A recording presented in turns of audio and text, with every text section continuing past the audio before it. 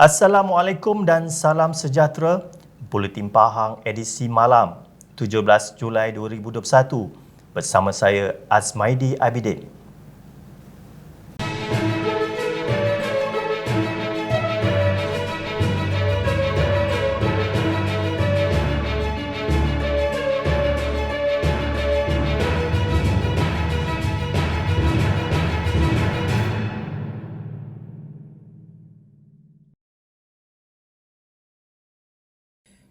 Kerajaan Pahang telah memutuskan kebenaran terhadap pelaksanaan solat sunat Aidiladha di institusi masjid dan surau dengan pemantauan prosedur operasi standard SOP yang ketat.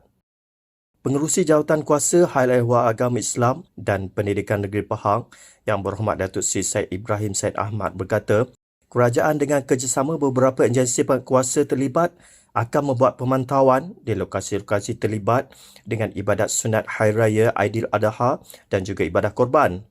Pihak kerajaan juga akan membantu kita supaya benda ini dapat dilaksanakan dengan menghantar pegawai-pegawai, penguat kuasa supaya kita sama-sama dapat memastikan SOP itu terjaga dan terpelihara dengan baik. Tetapi apa gunanya ada pegawai-pegawai, apa gunanya ada penguat kuasa kalaupun kita tidak dapat bersama memastikan benda ini dapat disekat dengan baik. Beliau berkata demikian kepada Unit Komunikasi dan Media Pahang UKOM ketika ditemui di pejabatnya di Wisma Sri Pahang, Kuantan. Dalam pada itu, beliau turut meminta umat Islam supaya dapat mematuhi SOP dan arahan daripada pihak kerajaan dari semasa ke semasa memandangkan kes semakin bertambah menjelang tiba perayaan itu. Beliau berkata, mana-mana masjid atau surau yang dibenarkan menunaikan solat Jumaat adalah dibenarkan mengadakan solat sunat Aidiladha dengan kapasiti sama seperti solat Jumaat. Katanya lagi, sekiranya pihak masjid atau surau mempunyai keupayaan kawalan, boleh mengemukakan permohonan kepada Jabatan Agama Islam Pahang JAIB untuk menambah jumlah bilangan jemaah bagi menunaikan solat sunat Aidiladha nanti. Beliau turut menekankan aspek-aspek penjagaan SOP di kalangan jemaah yang hadir ke masjid supaya sentiasa memastikan penjarakan fizikal terjaga. Masjid dan surau juga perlu memastikan supaya tidak berlaku kesesakan di rumah ibadah selain jemaah perlu mengambil wuduk dari rumah. Jemaah juga perlu membawa tikar sembayang atau sejadah sendiri selain mengamalkan pemakaian pelitup muka dan menggunakan cecair pembasmi kuman atau cecair sanitasi tangan serta mengimbas kod menggunakan MySejahtera serta memeriksa suhu badan. Jelasnya, umat perlu bersyukur kerana diberi kelonggaran untuk menunaikan ibadah sunat ini meskipun dengan kawalan SOP yang ketat dan berharap semua jemaah dan pihak terlibat mematuhi arahan bagi menghentikan penularan wabak pandemik ini. Penduduk di Kampung Paya, Kampung Genting, Kampung Juara dan Kampung Salang di Pulau Tioman akan dapat menikmati kemudahan internet jalur lebar tetap berkelajuan tinggi mulai tahun hadapan.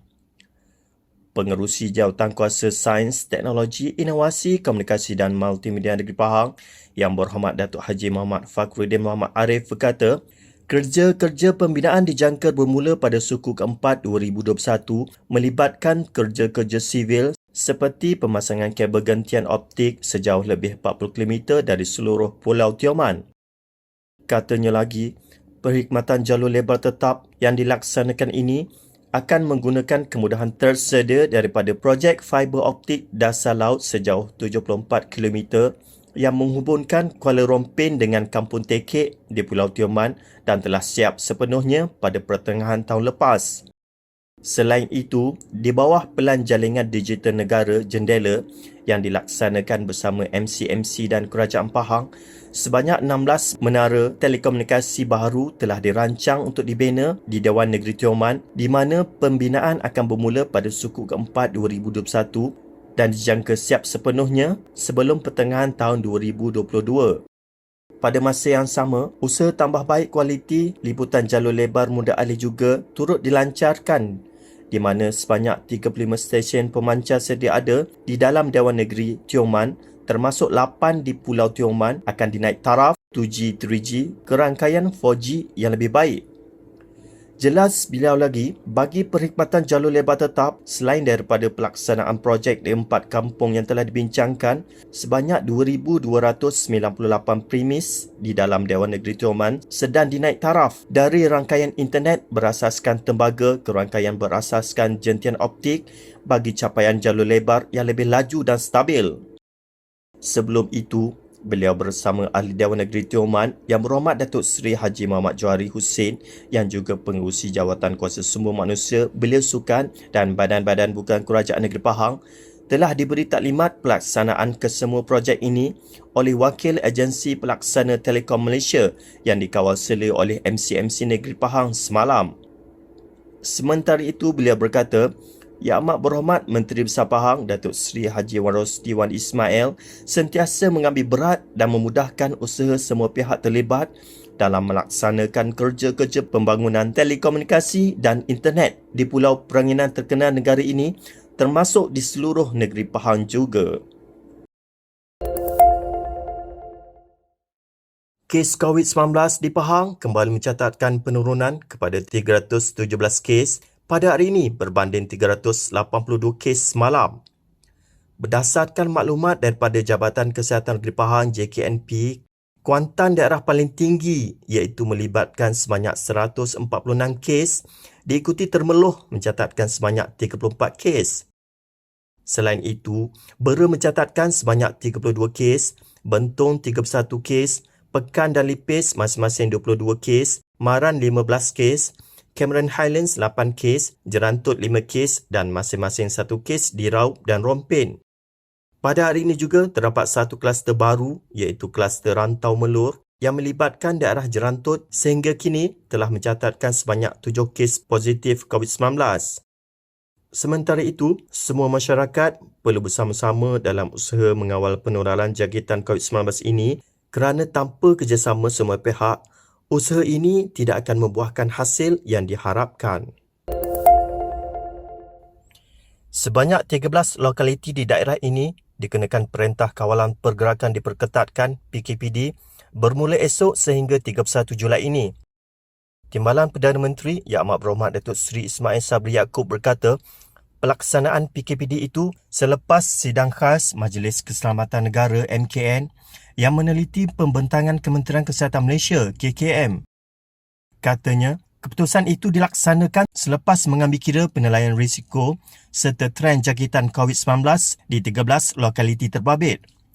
Sebanyak 13 lokaliti terbabit yang dikenakan PKPD di daerah Kuantan ialah Tanjung Lumpur, Beramu, Anak Air, Sungai Dahaka, Kempadang dan Sungai Soi. Turut dikenakan PKPD Kampung Pahang, Taman Seri Indapura, Taman Indra Sempurna, Taman Tas dan Pandan, Sungai Isap, Lorong Seri Turuntum dan Taman Impianku. Kemarin, kerajaan mengumumkan PKPD di Mukim Kuala Kuantan 1 yang bermula pada 3 Julai lalu ditamatkan hari ini, manakala PKPD Mukim Kuala Kuantan 2 yang bermula 4 Julai lalu ditamatkan esok. Kerajaan Pahang terus prihatin terhadap nasib rakyat di negeri ini yang kurang bernasib baik dengan menyumbangkan sejumlah RM15,000 kepada 4 pesakit kronik di kawasan Dewan Negeri Benta. Sumbangan disampaikan oleh Pengerusi Jawatan Kuasa Pertanian, Industri Asasani dan Bioteknologi Negeri Pahang yang juga Ahli Dewan Negeri Benta Yang Berhormat Datuk Seri IR Haji Muhammad Sofi Tan Sri Abdul Razak ketika mengunjungi kekediaman semua penerima.